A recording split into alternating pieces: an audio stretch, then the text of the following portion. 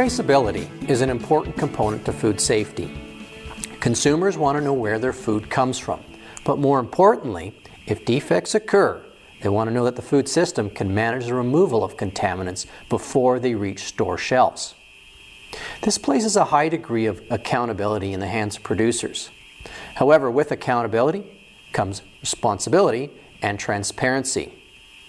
These are things that the consumer is asking for from the industry. We talked with the Canadian Herb, Spice and Natural Foods Products Coalition about recent efforts to develop a food safety and traceability system for their producers.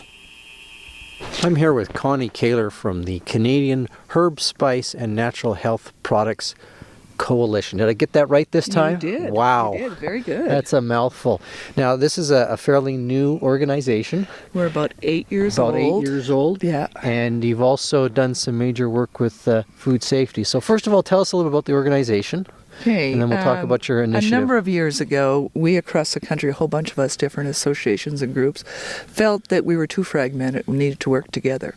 So we formed the coalition, and since then we've been addressing issues for small, medium businesses, micro, and agriculture, all the way up the value chain to ensure they can play a good role sustainably in the whole business world out there. Good, good. So now you've done some major work on a food safety initiative that you've been very excited about for the last little while. Tell us how that came about and tell us what it involves. We worked with the Natural Health Products Directorate some years ago when they first started forming their regulation. They had the mandate to regulate right back to production. Mm-hmm. We found that we knew from practicality that wouldn't work. So we went to them and said, what are we going to do about this? And they said, build your own practices. So we did. About identification, ensuring we were sustainable, ensuring that we addressed all the risks out there, and ensuring that there wasn't any food safety issues that we could possibly avoid happening, and that we could prove that what we did it right and we did it good.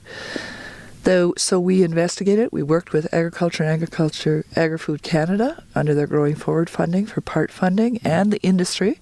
And the industry built practices called Good Agriculture and Collection Practices. We benchmarked against the EU. We exceed their standards. And we have now a toolbox of tools for the industry that actually helps them compete sustainably in the industry and prove the good work they actually do. Excellent. Now, is this a first for Canada in this kind of area? It is a first for good agriculture and collection practices. There are many groups in Canada doing good agriculture, good production practices, but the breadth of what we're doing is a bit different. We're past food safety. Mm-hmm. We feel that if you do everything safely, but the quality is crap and you can't sell it, you're not in a very good place. No, that's true. If you can't prove what you're doing, you're not in a good place. Mm-hmm. So we look at it slightly different. We make sure that CFIA is approving and recognizing what we're doing so that the international market is appreciating this. Mm-hmm. And we want to make sure that the traceability is there too. Okay. That's why we also, in the last 2 years now, have embarked on doing traceability tools for the industry, because we found that small and micro business were spending too much money and lots of times abandoning doing traceability programs. And they couldn't trace back when there was a problem. Thus, their markets were saying, you can't do that, you can't play. So now we've got traceability tools in place also.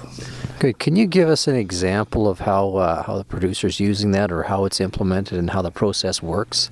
Okay. Well, we did over 20 pilots over the last 3 years, and right now it's being set up as a course on course sites with Olds College. And what the producers will do, and what our pilots did, is they actually will evaluate what they have, what they need, who they need it for, and where are the gaps. Once they do that, they find they have few gaps. And once they go through the course, they end up with a logo that they can put on their products, and they can put in their stalls, in their market, and wherever they go, to show that they are doing traceability and they prove they can do it. So this traceability will flow right to the, let's say, the pharmaceutical manufacturer as well? Yeah, it'll go through the full chain, whether it's food, whether it's for cosmetics, whether it's for fiber, it doesn't matter. Whatever small companies. It's hard for small companies to fit the Walmart scale traceability model, and it's expensive. Yeah. And we've run into in our pilots in cases where they built something that stayed on the shelf because they couldn't afford to run it. So that's what got us going on this, and we're very proud to have what we have. Have you had any consumer response to this initiative yet? We actually took it out to a conference in New Brunswick a few weeks ago. We had some consumers, some university people and the response was amazing. We're officially launching it April 1st, so we'll be able to tell you in a while. But we did so many pilots with such a breadth that our biggest thing now is to get people to recognize it and start using it. So. When we come back, we'll chat with Joe Anglin about his take on the direction of energy prices in the province.